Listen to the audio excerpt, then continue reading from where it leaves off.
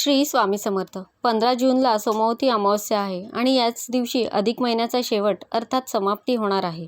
आणि म्हणूनच या दिवशी नक्की काय करायचं आहे? या दिवशी पिंपळाच्या झाडाची पूजा करायला विसरू नका.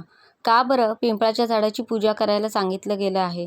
कारण पिंपळाच्या झाडामध्ये ब्रह्मा, विष्णू, महेश या त्रिदेवांचा वास असतो आणि म्हणूनच सोमवती अमावस्या आहे, म्हणजेच भगवान शिवशंकरांची पूजा देखील करायची आहे. आणि अधिकाच्या महिन्याचा शेवट आहे तर विष्णू पूजा आहे. म्हणूनच पिंपळाच्या झाडाची पूजा करायला सांगण्यात आलेलं आहे. अमावस्येच्या दिवशी पिंपळाच्या झाडाची पूजा केल्याने, पिंपळाच्या झाडाजवळ दिवा लावल्याने किंवा पिंपळाच्या झाडाखाली बसून देवतेच्या मंत्रांचा जप केल्याने लाभ होतो.